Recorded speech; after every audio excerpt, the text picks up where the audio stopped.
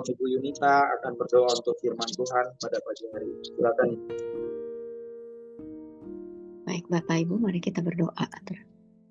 Puji syukur kami panjatkan kepadamu Bapa atas puji-pujian yang kami naikkan kiranya berkenan kepadamu Tuhan. Saat ini kami hadir untuk dapat mendengarkan firman-Mu yang menguatkan, yang menghibur, yang melepaskan kami dari pikiran-pikiran kami yang buntu Tuhan. Kiranya Engkau berkenan berbelas kasih, menyatakan kasih-Mu melalui firman yang akan dibagikan sebentar lagi. Tuhan, saya mau berdoa agar kiranya untuk bungkus semua media internet yang digunakan dan juga pembicara yang akan membagikan firman pada pagi hari ini. Biarlah Tuhan, kemurahan-Mu Tuhan menyertai seluruh kami dan juga Roh-Mu yang baik menuntun kami, menegur, menguatkan dan juga membimbing kami sampai kepada keselamatan. Finish well dalam nama Tuhan Yesus kami berucap syukur. Haleluya. Ya, baik. Terima kasih Bu Yunita untuk doanya. Shalom Bapak Ibu, selamat pagi. Ada sukacita pagi hari ini, boleh lambaikan tangannya bersukacita, amin. Iya, puji Tuhan. Ya, Bapak Ibu bisa dengar suara saya dengan jelas. Sekali lagi boleh lambaikan tangannya. Iya, amin ya, puji Tuhan, jelas ya. Iya, terima kasih kesempatan yang diberikan untuk saya boleh melayani Bapak Ibu pagi hari ini. Ya, double job ya pagi hari ini. Pimpin pujian, kemudian harus menyampaikan firman juga ya, puji Tuhan. Tetap bersyukur kalau masih dikasih kesempatan Tuhan untuk melayani, ya berarti Tuhan masih percayakan. Iya, puji Tuhan Bapak Ibu yang dikasih oleh Tuhan. Kita akan langsung saja untuk kita sama-sama belajar firman Allah pada pagi hari ini ya, puji Tuhan. Kita akan sama-sama buka Alkitab kita di dalam Amos, kitab Amos pasal yang kelima, ayatnya yang ke-4 ya. Amos 5 ayat yang ke-4, saya baca bagi kita semua. Jalan yang menuju hidup. Sebab beginilah firman Tuhan kepada kaum Israel. Carilah aku, maka kamu akan hidup. Ya, saya ulangi sekali lagi ya. Carilah aku, maka kamu akan hidup. Ya, puji Tuhan. Bapak Ibu yang dikasih oleh Tuhan, pagi hari ini kita mau sama-sama belajar firman Tuhan tentang bagaimana kita membangun relasi yang benar dengan Allah. Ya, kita adalah orang-orang yang sudah diselamatkan dan kita percaya kepada Yesus Kristus dan akhirnya kita menjadi orang Kristen. Di dalam dimensi rohani kita ya sebagai orang Kristen, orang yang percaya kepada Tuhan, kita berbicara tentang spiritual Kristen. Ya, harus digarisbawahi ya, spiritual Kristen. Karena ada juga spiritual yang lain ya. Perdukunan juga itu bisa berbicara tentang spiritual ya, sesuatu yang berkaitan dengan hal-hal yang di luar Tuhan ya. Jadi kita mau belajar di sini tentang bagaimana spiritual Kristen yang kita bangun ya bersama dengan Allah. Karena spiritual kekristenan itu merupakan keberadaan ya orang percaya ya, di dalam relasi yang benar dengan Allah. Sekali lagi ya, karena ini saling berkaitan. Spiritual Kristen dan keberadaan kita sebagai orang Kristen di dalam membangun relasi atau ya hubungan yang benar dengan Allah. Ya, saya mau tanya kepada Bapak Ibu pagi hari ini, apakah hari-hari ini Bapak Ibu sedang membangun hubungan yang benar dengan Allah? Ya, karena banyak orang Kristen nggak ngerti tentang hal ini. Mereka hanya beranggapan, ya udah saya sudah membangun hubungan dengan Allah. Ya, lewat doa, lewat firman, lewat Zoom. Tapi apakah itu benar dan berkenan di hadapan Allah? Ini yang menjadi pertanyaannya. Apakah relasi kita dengan Allah ya, atau hubungan kita dengan Allah itu adalah hubungan yang benar? Ya, karena kadang-kadang manusia itu disclaimer, saudara ya. Dia mengklaim bahwa hubungannya benar dengan Allah, tapi belum tentu Allah mengklaim bahwa hubungan kita sudah benar dengan dia. Karena manusia ini suka disclaimer terlebih dahulu ya, saudara. Tanpa dia kemudian menyadari ternyata hubungannya itu ternyata selama ini tidak berkenan dengan Allah. Nah, inilah yang kita mau bahas pada pagi hari ini melalui kebenaran firman Tuhan. Kita sama-sama mau belajar, saudara ya. Hubungan yang benar dengan Allah ya, berarti kita juga membangun relasi yang benar dengan sesama. Ya, jangan cuma sampai di relasi dengan Allah, tetapi dengan sesama dan ciptaan yang lain. Itulah inti dari spiritual Kristen, saudara ya. Karena firman Tuhan menjelaskan kepada kita pagi hari ini di dalam Amos pasal 5 ayat yang keempat, ya, menjelaskan bahwa ternyata saudaraku yang dikasih oleh Tuhan, akar dari segala kehampaan hidup manusia, ya artinya apa? Manusia ini akan terus merasa kosong di dalam hidupnya, ya. Kalau dia tidak kemudian berpaling, ya, dan datang kepada Allah yang merupakan sumber hidup sejati. Saudara, firman Tuhan katakan yang sudah kita baca pada pagi hari ini, carilah aku maka kamu akan hidup. Saudara, berapa banyak di antara kita yang kemudian merasa bahwa Tuhan yang membutuhkan kita. Ya, kalau kita baca ayat firman Tuhan ini justru kita yang harus cari Tuhan karena kita yang membutuhkan Tuhan. Ya, kalau Tuhan butuh bantuan kita, buat apa kita menyembah Tuhan seperti itu? Allah tidak butuh bantuan kita karena Dia Allah. Dia Allah yang terlalu besar. Allah tidak perlu dibela, Allah tidak perlu dibantu. Ya, jadi kita harus kemudian merubah cara berpikir kita ketika kita membangun relasi dengan Allah. Kadang saya ulangi ya, kadang kita merasa Tuhan yang butuh kita, ya. Jadi kalau ada masalah di dalam pelayanan, kadang-kadang manusia itu suka ngambek. Ya, kali-kali Tuhan mau bujuk saya karena saya ngambek di dalam pelayanan, ya. Tapi nggak ada di sini ya, di Dorea nggak ada ya, semuanya luar biasa, ya, puji Tuhan. Nah, saudaraku yang dikasih oleh Tuhan, firman Tuhan dengan jelas katakan, carilah Allah. Kita yang membutuhkan Allah di dalam hidup kita. Karena tanpa Tuhan, maka ada kehampaan di dalam hidup kita. Karena Tuhan atau Allah itu adalah sumber hidup sejati. Ya. Kalau kita berpaling dari sumber hidup sejati, bahaya hidup kita. Ya. Karena apa? Kita dengan sengaja mau melepaskan diri dari sumber hidup sejati, maka kita akan kehilangan hidup yang bermakna di dalam kehidupan kita.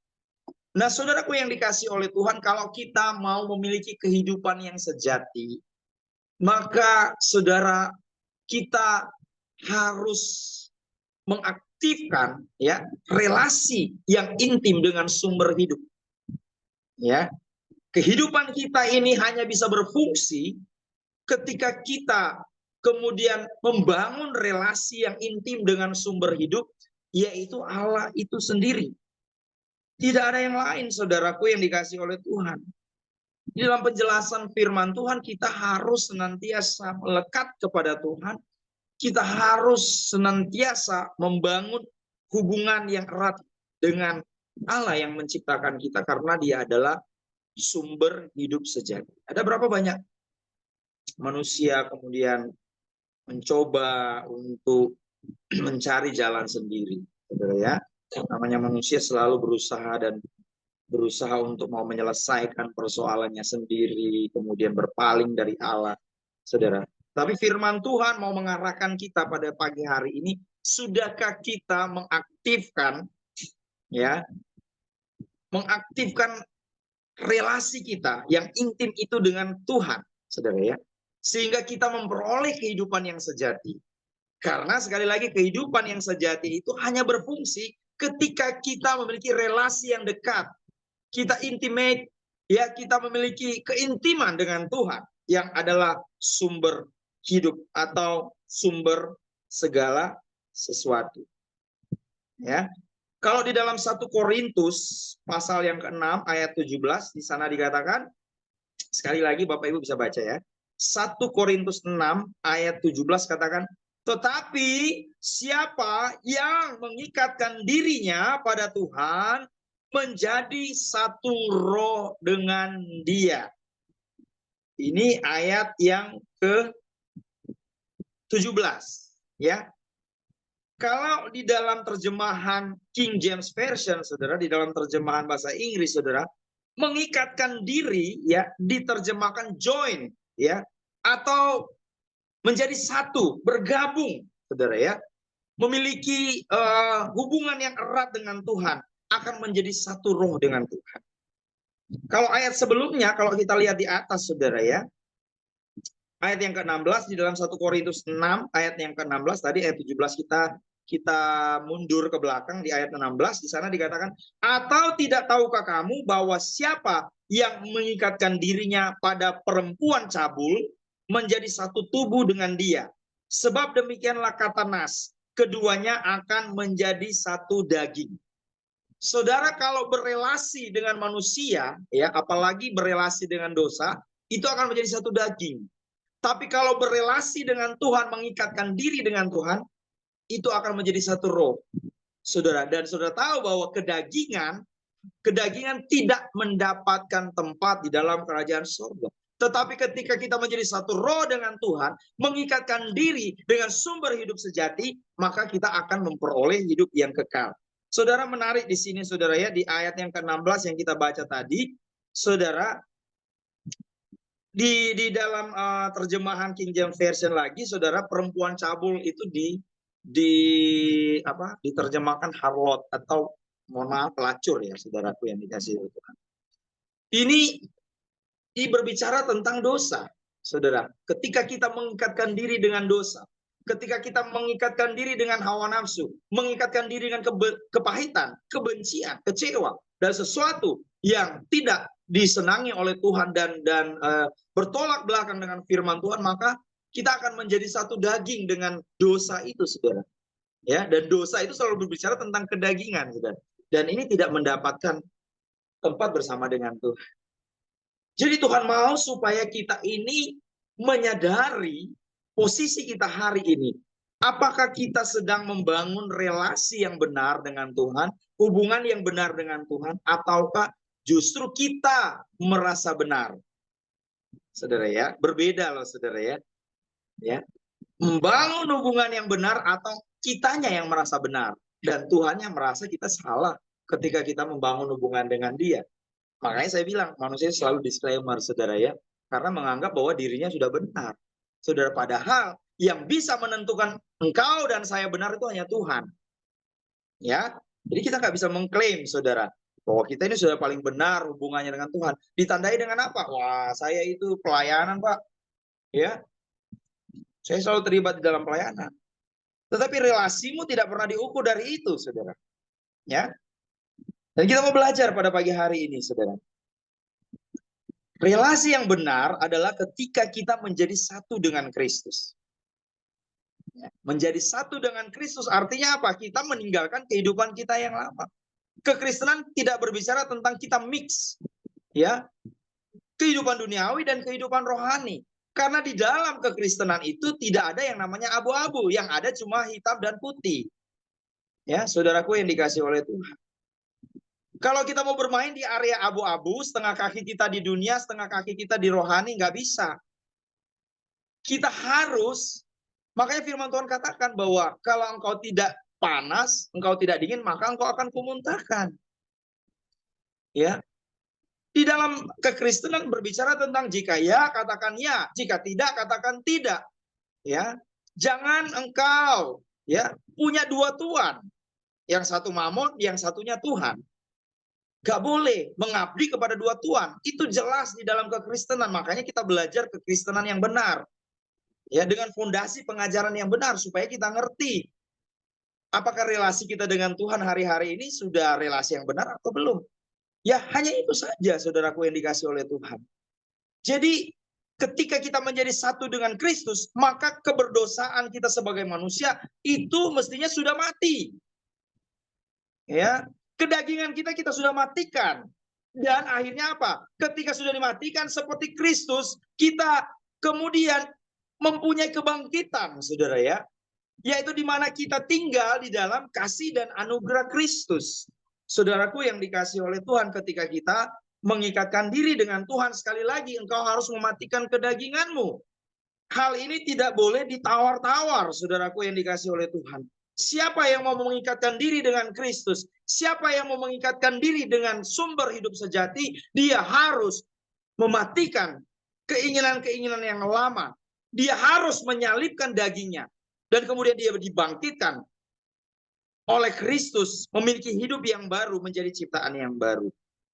Ini yang firman Tuhan mau sampaikan di dalam kehidupan kita pada pagi hari ini. Coba kita buka di dalam Filipi pasal 3 ayat yang ke-10 sampai ayat yang ke-11. Firman Tuhan katakan, yang ku kehendaki ialah mengenal dia dan kuasa kebangkitannya dan persekutuan dalam penderitaannya, di mana aku menjadi serupa dengan dia dalam kematiannya, supaya aku akhirnya beroleh kebangkitan dari antara orang mati. Ini saudaraku yang dikasihi oleh Tuhan. Yang ku kehendaki, Rasul Paulus katakan, yang ku kehendaki, ya, adalah supaya aku mengenal dia. Saudara, mengenal siapa pribadi Kristus. Mengenal pribadi Kristus itu, saudaraku, ya, itu butuh, saudara, keintiman dengan Tuhan.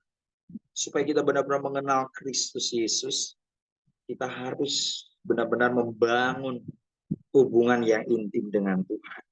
Ya, mengenal dia dan kuasa kebangkitannya dan persekutuannya dalam penderitaannya, di mana aku menjadi serupa dengan dia. Amin.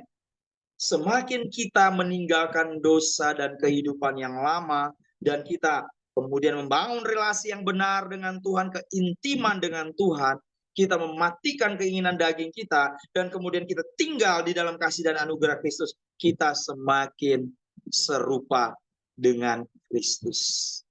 Ya, semakin serupa dengan Kristus dari hari ke hari. Itulah sebabnya kita hanya bisa mengenal Yesus Kristus yang benar-benar hidup di dalam kehidupan kita dengan cara di mana kita membangun relasi yang benar dengan Kristus Yesus.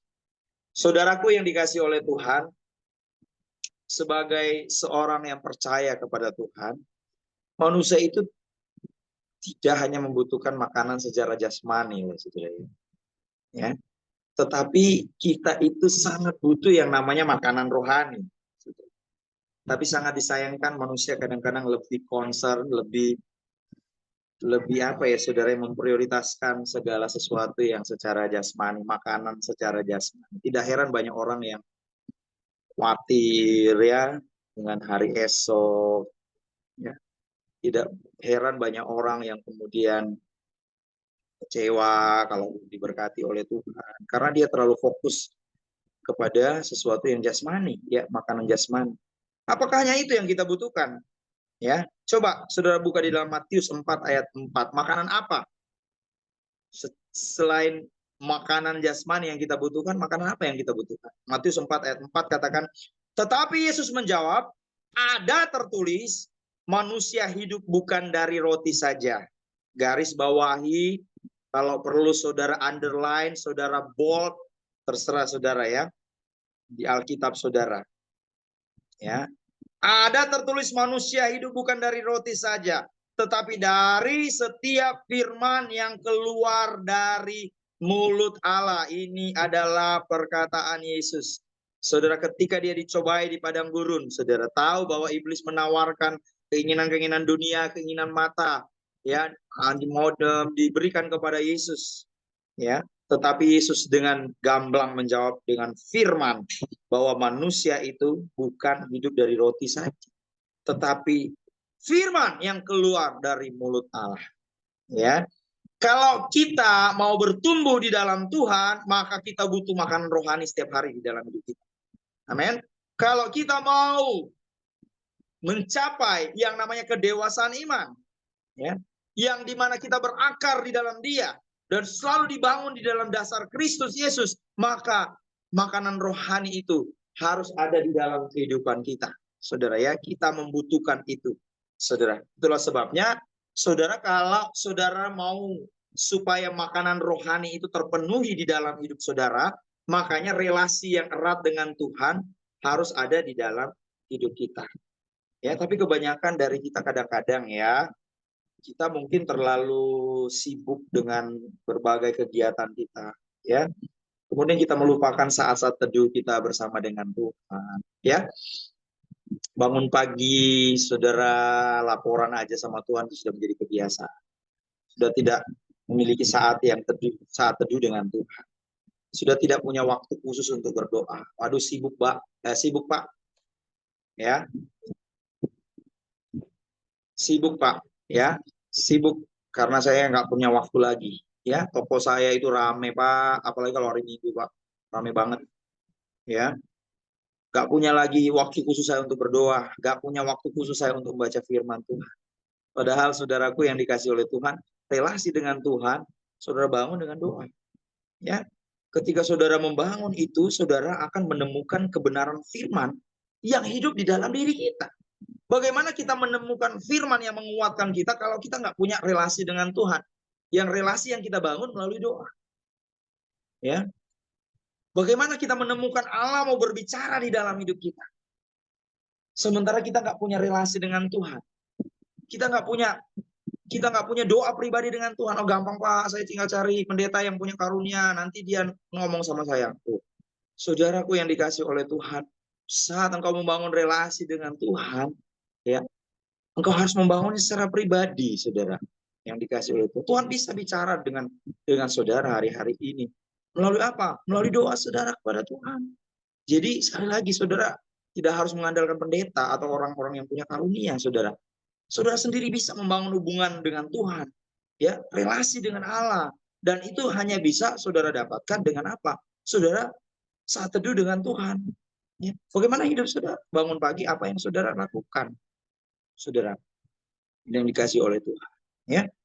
Maka kalau saudara kemudian mengabaikan jam-jam doa saudara, mengabaikan saat-saat teduh saudara, mengabaikan di mana saudara kemudian punya waktu khusus untuk berdoa, membaca firman setiap hari, maka saudara akan kehilangan pegangan di dalam hidup saudara. Karena apa? Kita ini setiap hari mengambil keputusan-keputusan penting di dalam hidup kita. Dan keputusan-keputusan penting itu yang kita ambil, kalau saudara tidak meminta hikmat dari Tuhan, dan meminta konfirmasi dari Tuhan, maka saudara akan salah dalam mengambil keputusan-keputusan penting. Karena setiap hari adalah keputusan terpenting dalam hidupmu. Ketika engkau buka mata, engkau punya keputusan penting apa yang engkau lakukan setiap hari itu, saudara. Dan kalau tidak ada Roh Kudus, tidak ada firman Tuhan di dalam hidupmu, maka engkau akan gagal di dalam mengambil setiap keputusan di dalam hidupmu. Percaya, saudara. Orang yang nggak punya firman di dalam hidupnya, banyak kecewa, saudara. Orang yang nggak punya firman di dalam hidupnya, banyak sakit hati.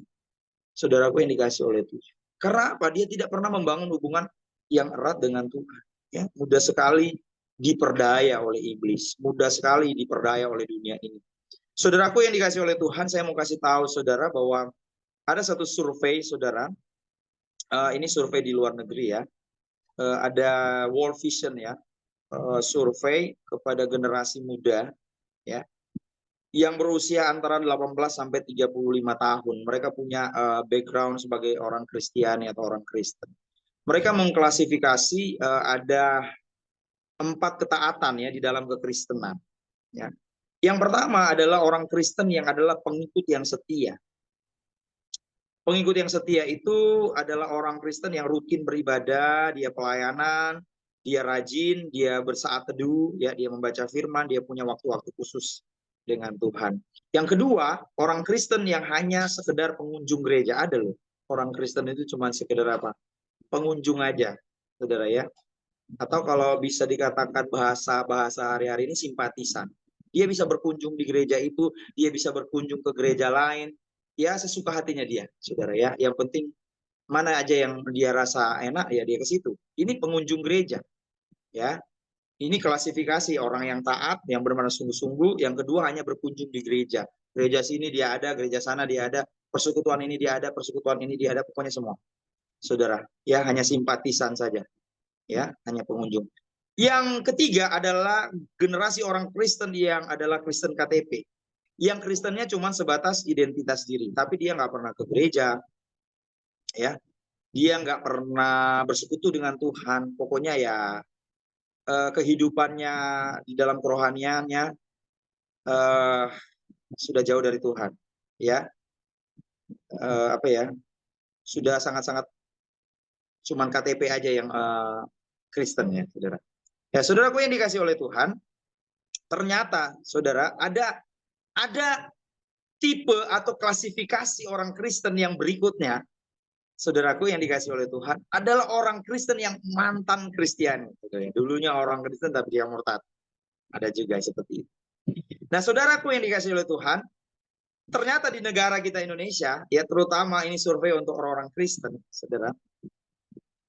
Orang-orang yang tergolong di dalam orang Kristen yang taat adalah atau pengikut setia, ya, yang melayani Tuhan dengan sungguh-sungguh, ya, hanya sebanyak 20%, saudara ya, yang saudara ya, yang memiliki ketaatan, kesetiaan, yang benar-benar orang Kristen yang sungguh-sungguh, ya.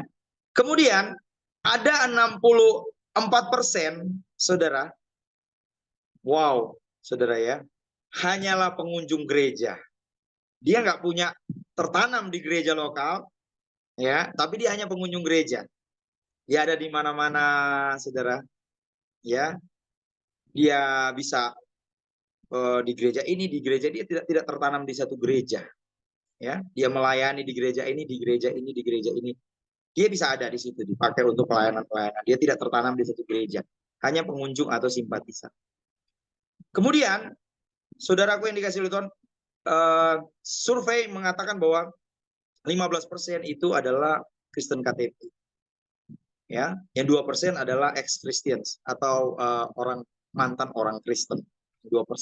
Saudara bisa bayangkan, saudara, survei seperti ini, saudara.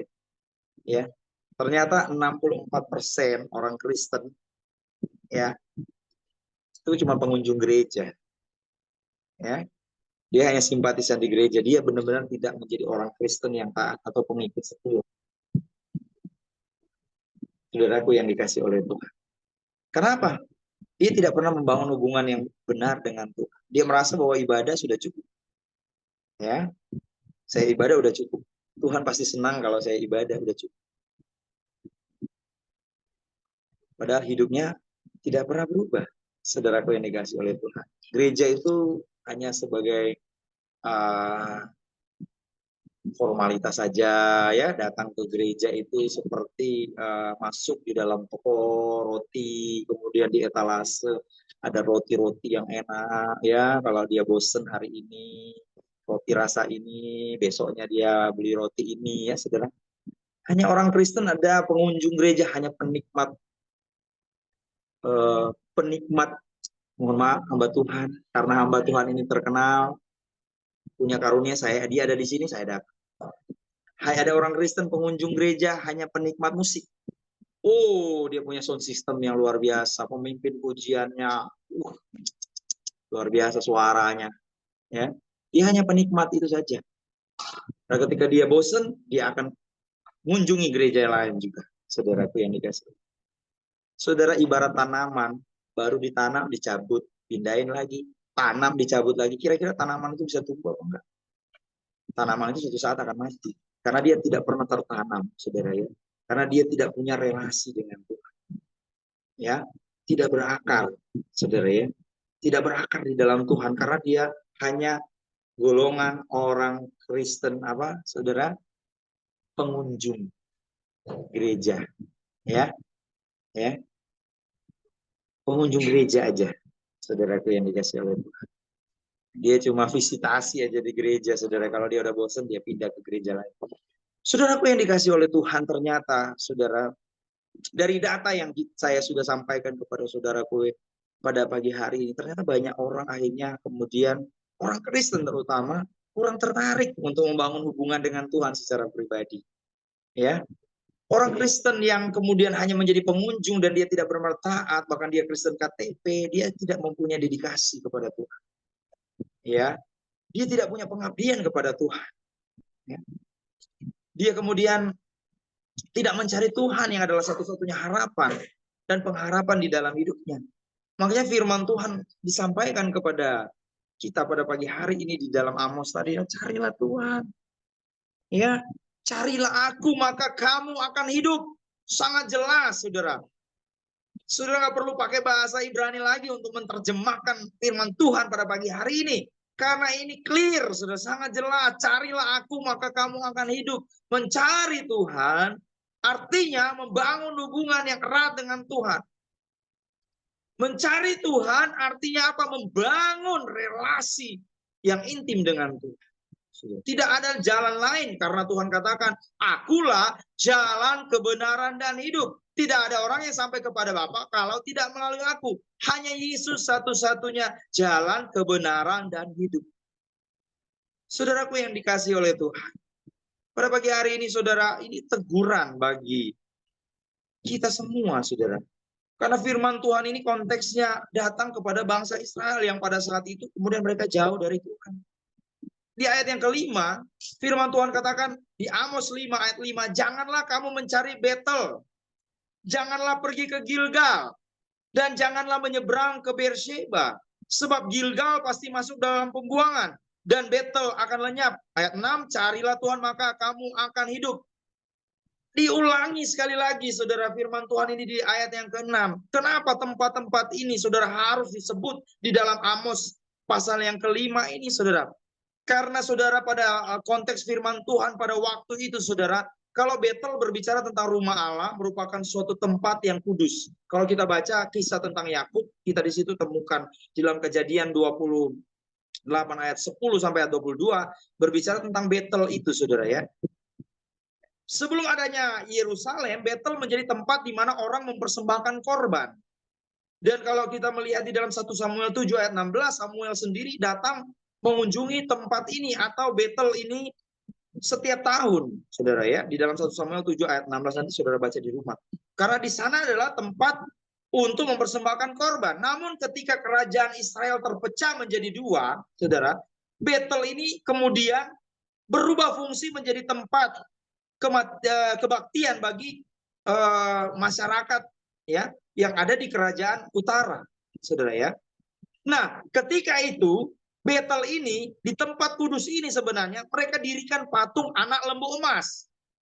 Ya, makanya di dalam 1 Raja-Raja 12 ayat 28 sampai 30 di sana dikatakan bahwa mereka mendirikan di situ anak lembu emas, berhala. Itulah sebabnya di sana tempat yang semula kudus itu kemudian dijadikan tempat berhala. Tuhan mau di dalam kehidupan kita, baik Tuhan yang ada di dalam hidup kita jangan kotori dengan berhala-berhala. Ya. Jangan kotori tempat kudusnya Tuhan di dalam hatimu dengan hal-hal yang menyangkut sesuatu yang tidak disukai oleh Tuhan. Ada banyak kali kita kemudian menyingkirkan baik Tuhan di dalam hidup kita, kemudian kita bangun berhala. Seperti orang Israel yang ada di kerajaan utara. Saudara, tempat kudus, tempat mempersembahkan korban kepada Tuhan, berubah fungsi.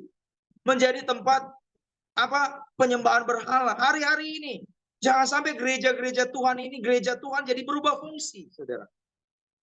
Gereja tidak lagi menjadi tempat di mana orang bisa bertemu dengan Tuhan, kemudian meratapi kehidupannya, kemudian meminta pertolongan dari Tuhan, mengakui keberdosaannya, kemudian meminta anugerah dari Tuhan supaya dia diselamatkan, supaya dia bisa dilayakkan Tuhan untuk melayani Tuhan, tetapi kemudian menjadi berubah fungsi.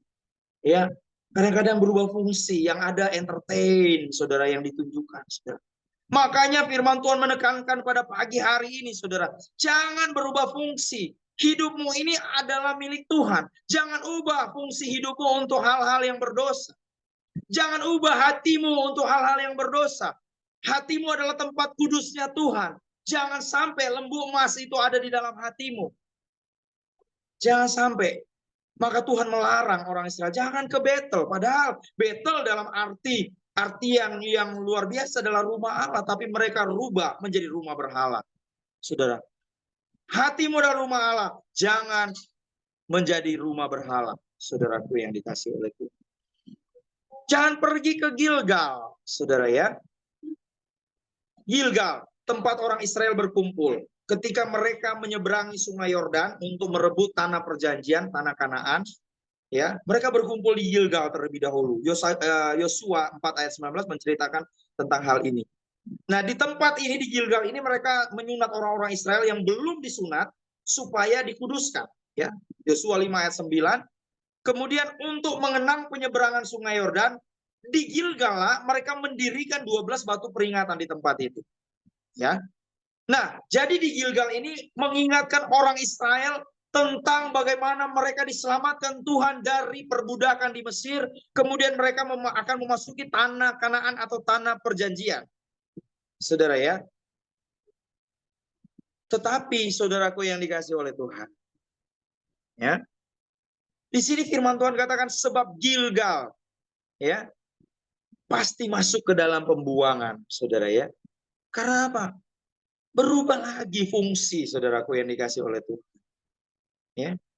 Berubah fungsi. Orang Israel suka berubah-berubah, saudara ya. Mereka orang bangsa yang suka berubah-berubah. Kadang mereka percaya sama Tuhan, besok mereka nggak percaya lagi, kemudian mereka bersungut-sungut lagi, saudara ya. Jadi firman Tuhan mencatat generasi yang bersungut-sungut itu mati semua di padang gurun, saudara ya. Yosua dan Kaleb yang bisa masuk ke tanah perjanjian, saudara ya. Kemudian satu nama tempat lagi yang namanya Beersheba, saudara ya. Beersheba ini adalah tempat bagian paling selatan, ya. Kemudian ini adalah penanda wilayah dari Israel, ya. Abraham pernah tinggal di Beersheba, ya. Kejadian 22 ayat 19.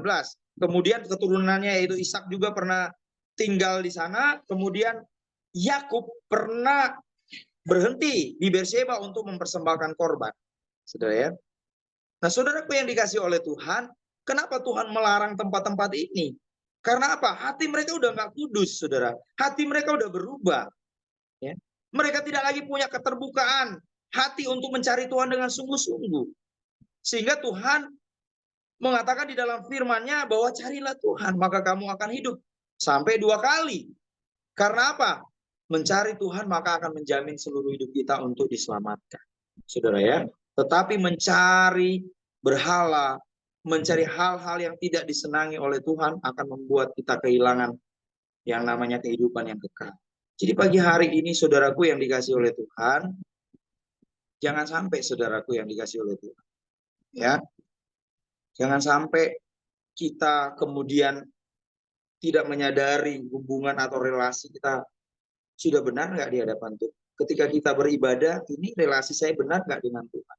Ya, apa yang saya cari di dalam ibadah? Apa yang saya cari ketika saya percaya sama Tuhan? Tuhan nggak mau kita mengotori hati kita ini dengan hal-hal yang di luar Tuhan. Itulah sebabnya ini peringatan bagi bangsa Israel yang sudah berubah hatinya. Ya, bangsa Israel yang sudah berubah ya kehidupannya, saudara. Dan Tuhan mau kita bukan sekedar menjadi orang Kristen yang mengunjungi gereja saja atau orang Kristen KTP, saudara ya. Tetapi kita benar-benar membangun hubungan relasi yang benar dengan Tuhan. Maka carilah Tuhan, maka kamu akan hidup. Ya, hari-hari kita harus cari Tuhan supaya kita memperoleh kehidupan. Saudara, firman Tuhan tidak katakan bahwa carilah Tuhan maka kamu akan diberkati, saudara ya, dengan berlimpah-limpah, saudara ya. Ya, buat apa kita diberkati berlimpah-limpah tapi kalau kita kehilangan hidup yang kekal, ya itu adalah hal yang paling membuat seseorang akan menyesali hidupnya, saudara ya. Karena apa?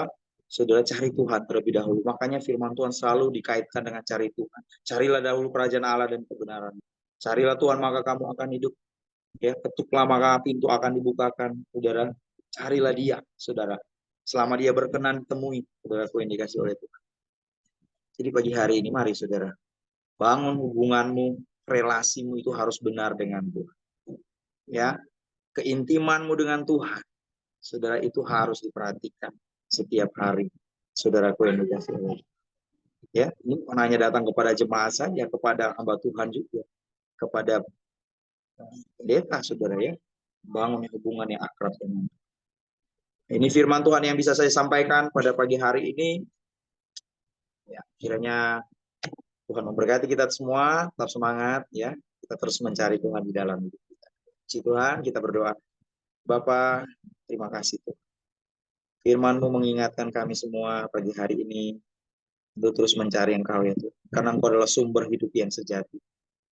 Ampuni kalau kami Tuhan, hari-hari yang lalu, Tuhan kami kurang, Tuhan, mencari Engkau, Tuhan. Karena berbagai alasan yang kami buat sendiri ya Tuhan. Tapi kami hari ini disadarkan oleh Tuhan untuk kami membangun hubungan dan relasi yang benar dengan Tuhan. Terima kasih Bapak, terima kasih Tuhan, biar Roh Kudus yang menerjemahkan firman ini kepada hati kami masing-masing. Bahkan kami boleh melakukan firman ini di dalam kehidupan kami sehari-hari ya Tuhan. Hati semua yang sudah mendengar firman pada pagi hari ini, kami bersyukur kalau Tuhan masih beri kami hidup, itu tandanya Tuhan mengasihi kami sehingga firman ini datang dalam hidup. Sehingga ini boleh mengubahkan seluruh. Terima kasih Tuhan. Ini doa dan ucapan syukur kami. Kami sudah berdoa. Haleluya. Amin. Ya.